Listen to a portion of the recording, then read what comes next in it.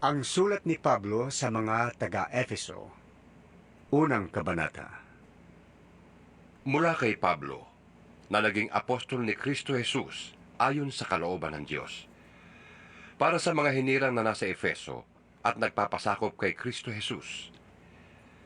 Sumainyo nawa ang pagpapala at kapayapaang mula sa Diyos na ating Ama at sa Panginoong Heso Kristo. Purihin ang Diyos at Ama ng ating Panginoong Heso Kristo. Pinagkalooban niya tayo ng lahat ng pagpapalang espiritual at makalangit dahil sa ating pakikipag-isa kay Kristo. Bago palikhain ang sanlibutan, ay hinirang na niya tayo upang maging Kanya sa pamamagitan ng ating pakikipag-isa kay Kristo. Upang tayo'y maging banal at walang kapintasan sa harap niya. Dahil sa pag-ibig ng Diyos, tayo'y Kanyang pinili upang maging anak niya sa pamamagitan ni Heso Kristo. Iyan ang Kanyang layunin at kalooban. Purihin natin Siya dahil sa Kanyang kahangahangang pagkalinga sa atin sa pamamagitan ng Kanyang minamahal na anak. Tinubos tayo ni Kristo sa pamamagitan ng Kanyang dugo at sa gayon ay pinatawad na ang ating mga kasalanan. Ganoong kadakila ang kagandahang loob na ibinigay niya sa atin. Sa pamamagitan ng Kanyang karunungan at kaalaman, ipinaunawa sa atin ng Diyos ang Kanyang lihim na layunin na isa sa katuparan sa pamamagitan ni Kristo pagdating ng takdang panahon. Ang layunin niyang ito ay pag-isahin ang lahat ng nilikha sa langit at sa lupa at si Kristo ang Pangulo. Dahil kay Kristo, kami naging bayan ng Diyos na Siyang nagsagawa ng lahat ng bagay ayon sa Kanyang layunin at kalooban. Kami hinirang niya noong panguna para sa Kanyang ikararangal. Kaming mga unang umasa sa Kanya. Kayo man ay naging bayan ng Diyos matapos ninyong marinig ang salita ng katotohanan, ang magandang balita na nagdudulot ng kaligtasan. Sumampalataya kayo kay Kristo, kaya't ipinagkaloob sa inyo ang Espiritu Santo na ipinangako ng Diyos bilang tatak ng pagkahirang sa inyo. Ang Espiritu ang katibayan na makakamit natin ang mga pangako ng Diyos sa atin, hanggang kamta natin ang lubos na kaligtasan. Purihin natin ang Kanyang kadakilaan. Kaya nga, mula nang mabalitaan ko ang tungkol sa inyong pananalig sa Panginoong Hesus at ang inyong pag-ibig sa lahat ng Kanyang hinirang, walang tigil ang pasasalamat ko sa Diyos para sa inyo tuwing ipinapanalangin ko kayo.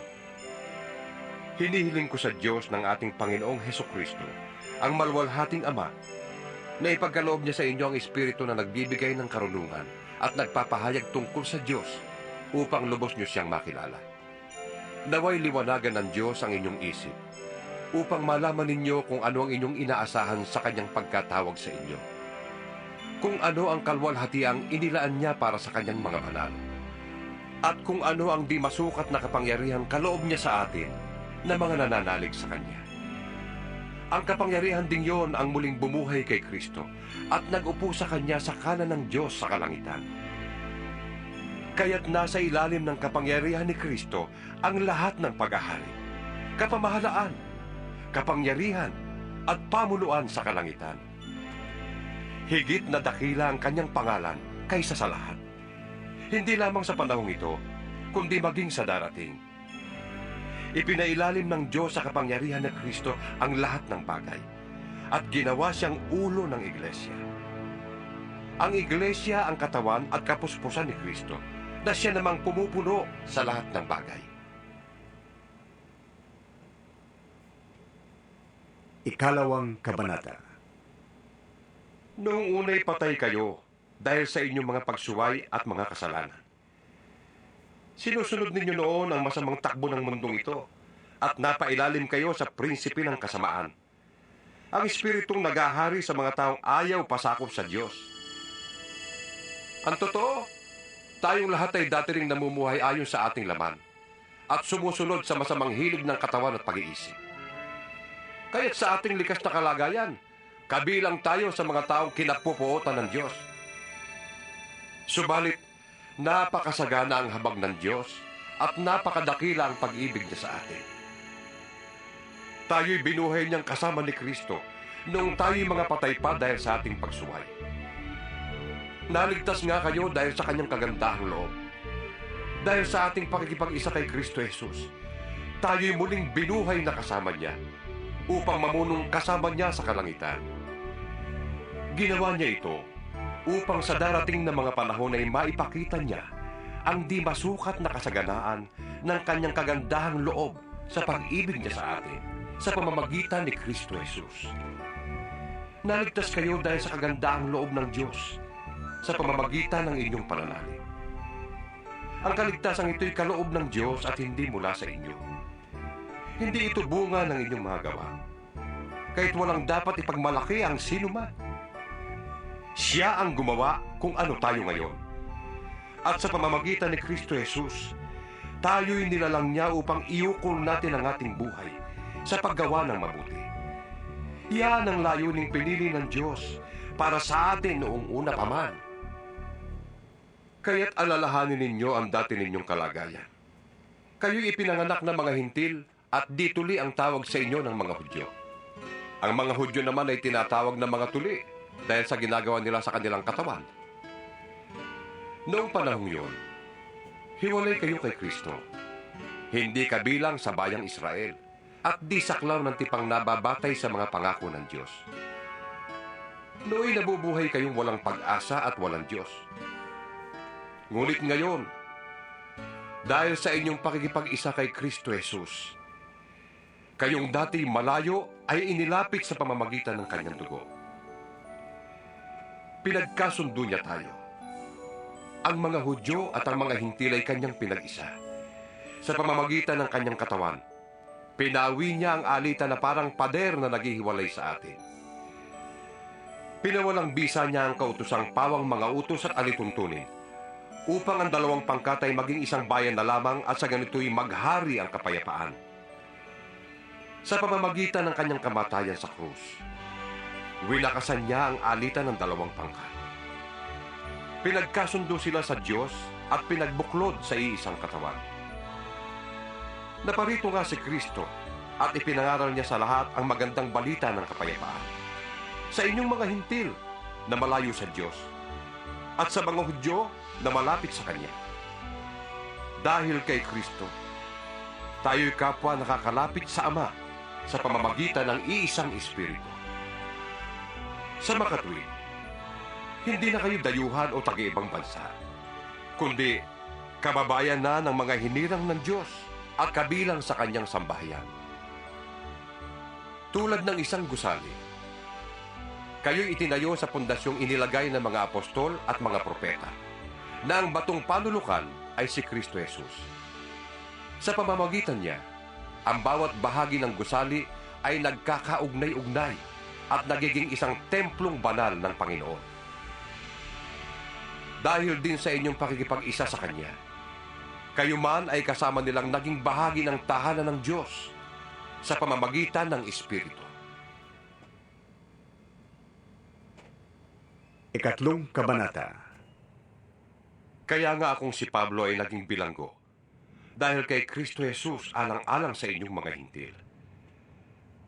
Marahil ay nabalitaan na ninyo na dahil sa kagandahang loob ng Diyos ay pinagkatiwalaan niya ko ng tungkuling ito para sa inyong ikabubuti. Ipinahayag sa akin ng Diyos ang kanyang lihim na plano. Maikli lamang ang naisulat ko sa inyo tungkol dito. At habang binabasa ninyo ito, malalaman ninyo kung ano ang pagkaunawa ko sa lihim tungkol kay Kristo. Ito'y hindi ipinaalam sa mga tao noong mga nakaraang panahon. Ngunit inihayag ngayon ng Diyos sa pamamagitan ng Espiritu sa kanyang mga banal na apostol at mga propeta. At ito ang lihim. Sa pamamagitan ng magandang balita, ang mga hintil ay may bahagi rin sa mga pagpapala ng Diyos, tulad ng mga Hudyo. Kabilang din sila sa iisang katawan at may bahagi sa pangako ng Diyos dahil kay Kristo Jesus. Sa kagandahang loob ng Diyos, ako'y ginawa niyang tagapangaral ng magandang balita. Ang tungkuling ito'y ibinigay niya sa akin sa pamamagitan ng kanyang kapangyarihan. Ako ang pinakahamak sa mga hinirang ng Diyos. Ngunit minarapat niyang ipagkaloob sa akin ang tungkulin ito, ang mangaral na magandang balita sa mga hintil tungkol sa di masukat na kayamanan ni Kristo. At magpaliwanag sa lahat kung paano isasagawa ng Diyos ang kanyang lihim na plano. Sa mga nakaraang panahon, ay inilihim ito ng Diyos na lumikha ng lahat ng bagay. Ginawa niya ito upang sa pamamagitan ng Iglesia ay maipakilala ngayon sa mga pinuno at mga may kapangyarihan sa sangkalangitan ang walang hanggang karunungan ng Diyos na nahahayag sa iba't ibang paraan. Ito'y alinsunod sa kanyang layunin bago pa man likhain ang sanlibutan. Tinupad niya ang layunin ito sa pamamagitan ni Kristo Jesus na ating Panginoon. Dahil sa ating pakikipag-isa at pananalig sa Kanya, makakalapit tayo sa Diyos ng may pagtitiwala at panatagang loob.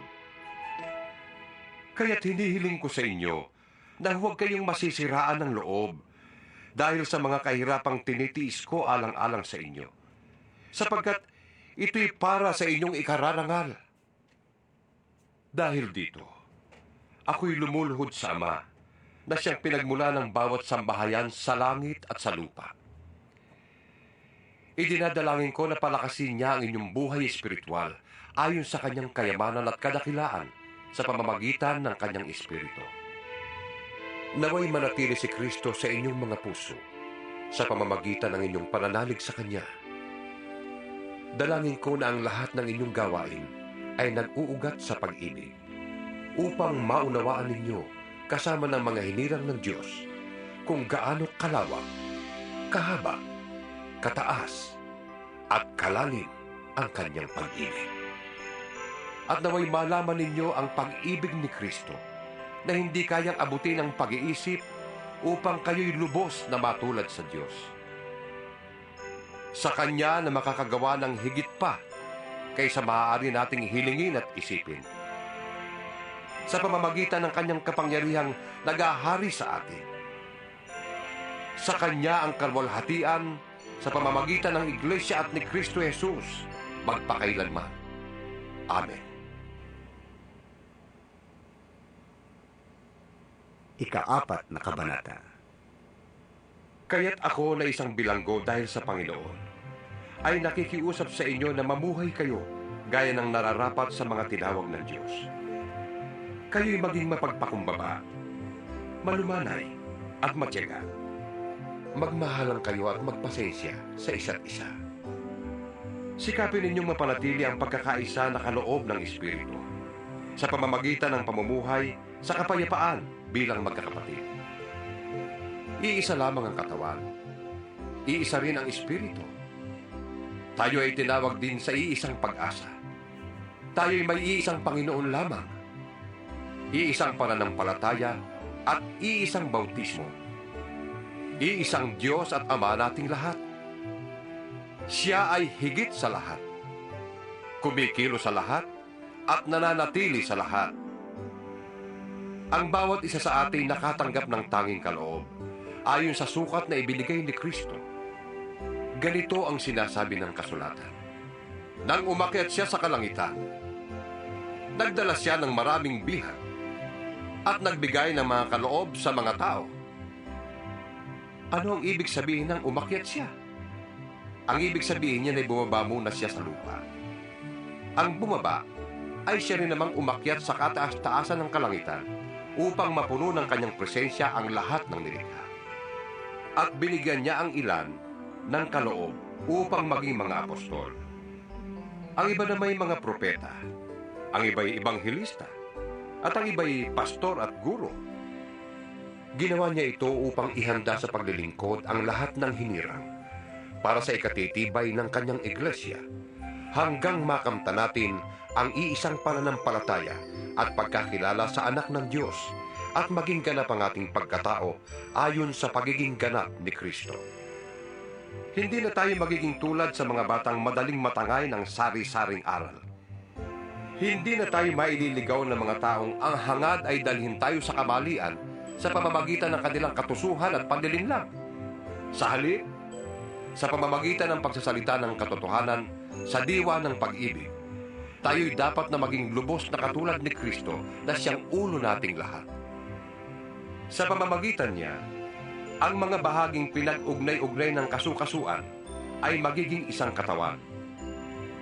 At kung maayos na gumaganap ng tungkulin ng bawat bahagi, ang buong katawan ay lalaki at lalakas sa pamamagitan ng pag-ibig. Sa ngalan ng Panginoon, ito ang sinasabi ko sa inyo. Huwag na kayong mamuhay na gaya ng mga walang pananampalataya sa Diyos. Walang kabuluhan ang kanilang iniisip at wala silang pangunawa. Dahil sa kanilang kamangmangan at katigasan ng ulo, wala silang bahagi sa buhay na kaloob ng Diyos. Sila'y naging alipin ng kahalayan at wala ng kahihiyan, konti man lang. Wala silang inaatupag kundi pawang kalaswaan. Hindi ganyan ang natutuhan ninyo tungkol kay Kristo.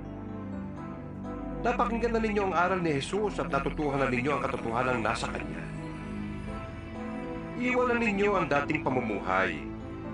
Hubarin na ninyo ang inyong dating pagkatao na napapahamak dahil sa masasamang nasa. Magbago na kayo ng diwa at pag-iisip. At ang dapat na isuot ninyo'y ang bagong pagkatao na nilikhang kalarawan ng Diyos at nahahayag sa matuwid at banal na pamumuhay ayon sa katotohanan. Dahil dito, itakwil na natin ang pagsisinungaling at tayong lahat ay magsabi ng totoo sa isa't isa sapagkat tayo'y bahagi ng iisang katawan. Kung magagalit man kayo, iwasan ninyo ang kayo'y magkasala. Huwag ninyong patagalin ang inyong galit. Huwag ninyong bigyan ng pagkakataon ng dyablo. Ang magnanakaw ay huwag nang magnakaw. Sa halip, maghanap siya ng marangal na ikabubuhay para makatulong sa mga nangangailangan. Huwag kayong gumamit ng masasamang salita. Lagi ninyong sikapin na ang pangungusap ninyo'y makakabuti at angkop sa pagkakataon upang pakinabangan ng mga makakarinig. At huwag ninyong dulutan ng sama ng loob ang banal na Espiritu ng Diyos, sapagkat siya ang tatak ng Diyos sa inyo, ang katibayan na kayo'y tutubusin pagdating ng taktang araw. Alisin na ninyo ang lahat ng sama ng loob, poot at galit. Huwag na kayong mambubulyaw, manlalait at mananakit ng damdamin ng kapwa. Sa halip, maging mabait kayo at maawain. Magpatawad kayo sa isa't isa, tulad ng pagpapatawad sa inyo ng Diyos dahil kay Kristo.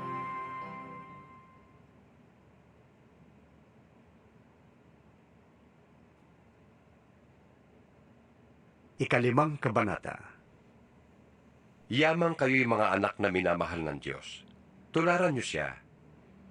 Mamuhay kayong puno ng pag-ibig tulad ni Kristo. Dahil sa kanyang pag-ibig sa atin, inialay niya ang kanyang buhay bilang mabangong alay at handog sa Diyos. Kayo'y mga hinirang ng Diyos, kaya't hindi dapat mabanggit man lamang na kayo'y nakikiapid o gumagawa ng anumang uri ng kahalayan o pag-iimbot. Huwag din kayong gagamit ng anumang malaswa o walang kabuluhang pananalita at pagbibirong di nararapat. Sa halip, magpasalamat kayo sa Diyos. Alam na ninyong walang bahagi sa kaharian ni Kristo at ng Diyos ang taong nakikiapid, mahalay, o sakim. Sapagkat ang kasakiman ay isang uri ng pagsamba sa Diyos-Diyusan. Huwag kayong padaya kanino man sa pamamagitan ng mga pangangatwirang walang kabuluhan. Sapagkat dahil nga sa mga ito, ang Diyos ay napupuot sa mga suwaid. Kaya't huwag kayong makikisama sa kanila. Dati, kayo'y nasa kadiliman. Ngunit ngayon nasa kaliwanagan na. Sapagkat kayo nasa Panginoon. Mamuhay kayo ngayon ng nararapat sa mga taong nasa liwanag. Sapagkat pawang mabuti, matuwid at totoo ang ginagawa ng namumuhay sa liwanag.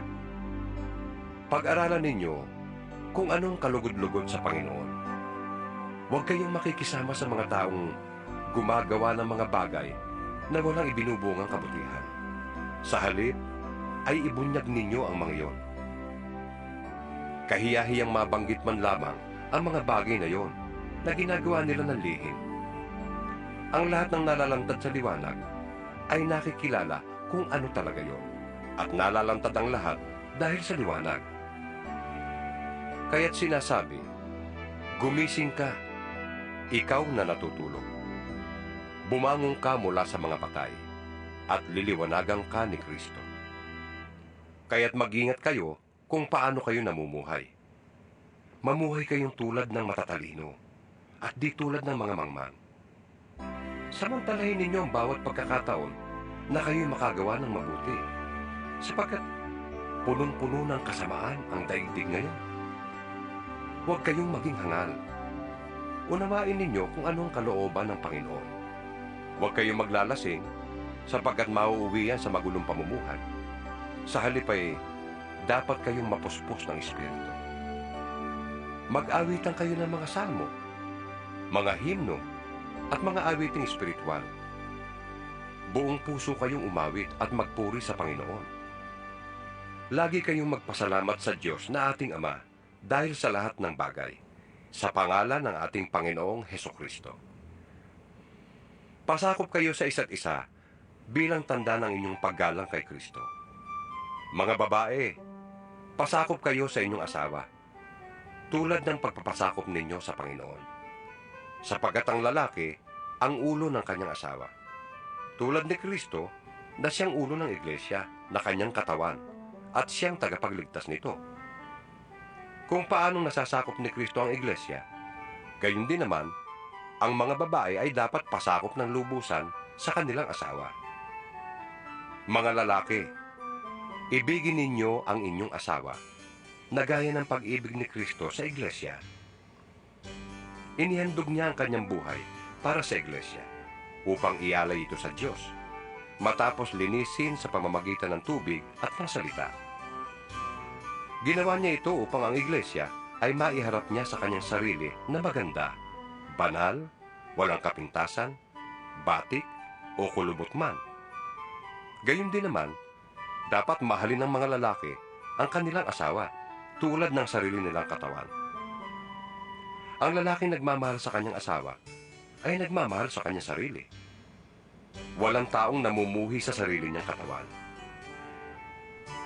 Sa halip, ito'y pinapakain at inaalagaan, tulad ng ginagawa ni Kristo sa iglesia. Tayo nga'y mga bahagi ng kanyang katawan, gaya ng sinasabi sa kasulatan. Iiwan ng lalaki ang kanyang ama't ina, at magsasama sila ng kanyang asawa, at sila'y magiging isa. Isang malalim na katotohanan ang inihahayag nito. At para sa akin, ang tinutukoy nito ay ang kaugnayan ni Kristo sa iglesia. Kaya't kayong mga lalaki, mahalin ninyo ang inyong asawa gaya ng inyong sarili. Mga babae, igalang naman ninyo ang inyong asawa. Ika-6 na kabanata. Mga anak, sundin ninyo ang inyong mga magulang, alang-alang sa Panginoon, sapagkat ito ang nararapat. Igalang mo ang iyong ama at ina. Ito ang unang utos na may kalakip na pangako. Ikaw ay giginhawa at hahaba ang iyong buhay sa lupa. Mga magulang, huwag ninyong itulak na magalis sa inyong mga anak. Sa halip, palakihin niyo sila ayon sa disiplina at turo ng Panginoon. Mga alipin, sundin ninyo ang inyong mga amo dito sa lupa ng may buong paggalang, takot at katapatan, na parang si Kristo ang inyong pinaglilingkuran. Gawin ninyo yan, may nakakakita man o wala, hindi upang mapuri ng mga tao, kundi dahil sa kayo'y mga lingkod ni Kristo at kusang loob na sumusunod sa kalooban ng Diyos. Maglingkod kayo ng masaya ang kalooban na parang sa Panginoon kayo naglilingkod at hindi sa tao. Sapagkat alam ninyong gagantimpalaan ng Panginoon ang bawat mabuting gawa ninyo man, maging alipin o malaya. Mga amo, maging mabuti kayo sa inyong mga alipin at huwag silang pagbabantaan. Huwag ninyong kalilimutan na kayo'y parehong alipin ng iisang Panginoon na nasa langit at hindi nagtatangi kanino man. Bilang pagwawakas, magpakatibay kayo sa lakas na galing sa Panginoon at sa kanyang dakilang kapangyarihan. Gamitin ninyo ang lahat ng kagamitan at sandatang kaloob ng Diyos upang mapaglabanan ninyo ang mga pakanan ng Diablo. Sapagkat hindi sa tao tayo nakikipaglaban, kundi sa mga pinuno, mga may kapangyarihan, at sa mga tagapamahala ng kadilimang umiiral sa sanlibutan ito, ang mga hukbong espiritual ng kasamaan sa himpapawid. Kaya't isuot ninyo ang kasuotang pandigma na mula sa Diyos. Sa gayon, makakalaban kayo kapag dumating ang masamang araw na sumalakay ang kaaway, upang pagkatapos ng labanan, ay matatag pa rin kayong nakatayo. Kaya't maging handa kayo. Ibigkis sa inyong baywang ang pamigkis ng katotohanan at itakip sa dibdib ang panangga ng pagkamatuwid. Isuot ninyo ang sandalyas ng pagiging handa sa pangangaral ng magandang balita tungkol sa kapayapaan. Lagi ninyong gawing kalasag ang pananampalataya na siyang papatay sa lahat ng nagliliyab na palaso ng Diablo. Isuot ninyo ang helmet ng kaligtasan at gamitin ang tabak ng Espiritu na walang iba kundi ang salita ng Diyos. Ang lahat ng ito'y gawin ninyo na may panalangin at pagsamo. Manalangin kayo sa lahat ng pagkakataon, sa patnubay ng Espiritu. Lagi kayong maging handa at patuloy na ipanalangin ang lahat ng hinirang ng Diyos. Ipanalangin din ninyong ako'y pagkalooban ng wastong pananalita upang buong tapang kong maipahayag ang hiwaga ng magandang balitang ito. Dahil sa magandang balitang ito, ako'y sinugo at ngayon nakabilanggo. Kaya't ipanalangin ninyong maipahayag ko ito ng buong tapang gaya ng nararapat. Si Tikwico na mahal nating kapatid at tapat na lingkod ng Panginoon ang magbabalita sa inyo ng lahat ng bagay tungkol sa aking kalagayan at ginagawa. Kaya't sinusugo ko siya sa inyo upang malaman ninyo ang aming kalagayan at upang palakasin ang inyong loob. Naway ipagkaloob ng Diyos Ama at ng Panginoong Hesukristo sa lahat ng mga kapatid ang kapayapaan at ang pag-ibig na kalakip ng pananampalataya. Ang pagpapala ng Diyos ay sumainyong lahat. Sa inyo na umiibig ng walang mali sa ating Panginoong Hesukristo.